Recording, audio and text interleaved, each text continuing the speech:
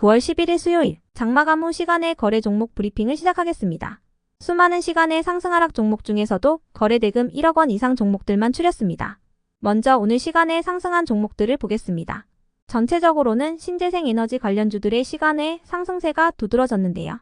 이 중 시간의 상한가 종목은 유로, 대명에너지, SDN, 금양그린파워 4종목이 있었습니다. 그렇다면 상위 5개 종목들의 시간의 상승 이유를 알아볼게요. 먼저 유로는 장마감 후 총합 600억 원 규모의 자금 조달 소식이 전해지면서 시간의 상한가로 마감했습니다. 유로는 탑업인증권 취득자금과 운영자금 확보를 위해 루소인베스트먼트를 대상으로 200억 원 규모의 유상 증자를 결정했다고 밝혔습니다. 주당 1,758원에 신주 1,137만 6,500주가 발행될 예정이고요. 같은 이유로 400억 원 규모의 전환사채 발행도 결정했다고 공시했습니다. 전환가액은 2,003원이며 발행 주식수는 1,997만 44주입니다. 전환사채는 프리미어 투자조합이 인수한다고 공시했습니다.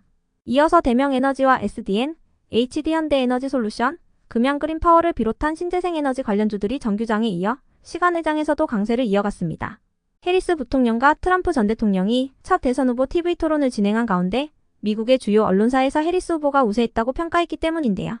워싱턴 포스트는 전문가 평가 결과 해리스 후보가 우세하다고 평가했으며 뉴욕타임스는 해리스 부통령이 트럼프 전 대통령을 방어적인 입장으로 몰아넣었다라고 논평했습니다.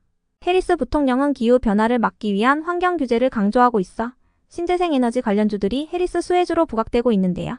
보통 해리스 수혜주로는 대마초와 사오피 임약, 전기차, 신재생에너지 관련주들이 부각되지만 어제 트럼프 전 대통령이 마리화나 규제 완화를 지지한다고 밝히면서 상승했던 대마초 관련주들은 오늘 급락세를 보였으니 참고해주세요. 다음으로 모바일 어플라이언스는 미국 정부가 커넥티드 차량에 중국과 러시아에서 설계한 특정 부품 및 소프트웨어가 사용되는 것을 규제한다고 전해지면서 모바일 어플라이언스가 자율주행 관련 원천 기술을 보유하고 있다는 사실이 부각되며 시간의 상승세를 이어간 것으로 추정됩니다.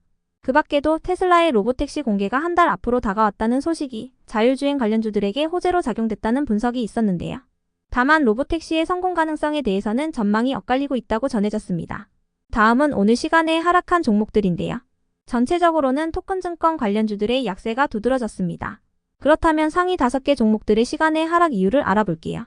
먼저 경동인베스트는 지난 2022년 10월 20일에 보도됐던 경동, 티탄용 광물 개발 및 조광권 관련 보도에 대해 미확정이라고 답변하면서 시간의 약세를 보였습니다. 경동인베스트는 태백 지역에 2024년 추가 탄광시추 3,600m를 계획하였으며 현재 시추 작업이 약 80% 진행되었고 10월 말에 작업이 종료될 예정이라고 전했는데요.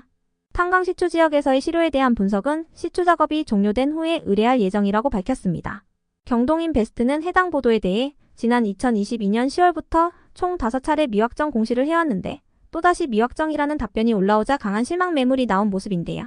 경동인베스트의 다음 재공시 예정일은 내년 3월 10일입니다. 이어서 갤럭시 RSN과 갤럭시 하모니트리, 핑거를 비롯한 일부 토큰증권 관련주들이 시간에 하락했습니다. 이 종목들은 최근 토큰증권 법제화가 재추진된다는 소식에 강세를 보인 바 있는데요. 장마감 후 관련 법안은 토큰증권 발행을 통한 자금 조달 등의 산업 육성보다는 규제 설계에 방점이 찍혀 있다는 점에서 기대감만 섞인 묻지마 투자는 지양해야 한다는 내용의 기사가 나왔습니다. 이러한 소식에 토큰증권 관련주들이 시간의 약세를 이어갔습니다. 한편 토마토시스템이 시간에 하락할 만한 악재나 공시는 파악되지 않았는데요. 토마토시스템은 오늘 자산운용 시스템 컨설팅 및 구축 전문기업인 노아 ATS에 자사의 UI 개발 툴인 엑스빌더6을 공급했다고 밝히면서 강세로 마감한 바 있습니다. 장마감 직전에는 해리스 부통령과 관련한 기사가 붙어주기도 했는데요. 기사에 따르면 미국 해리스 부통령의 공약 중 노인 등 취약층을 위한 공공의료보험을 확대하는 방안에 따라 토마토시스템이 의료 관련 수혜주로 주목받았다고 알려졌습니다. 토마토시스템은 자회사이자 미국 법인인 사이버 MD케어를 통해 미국 65세 이상 메디케어와 저소득층 대상의 메디케이드 보험가입자를 대상으로 화상진료와 원격진료 서비스를 추진하고 있습니다. 같은 재료로 오늘 셀바스 헬스케어가 상한가로 마감했으니 참고해주세요. 다음으로 카티스도 시간에 하락할 만한 악재나 공시는 파악되지 않았는데요.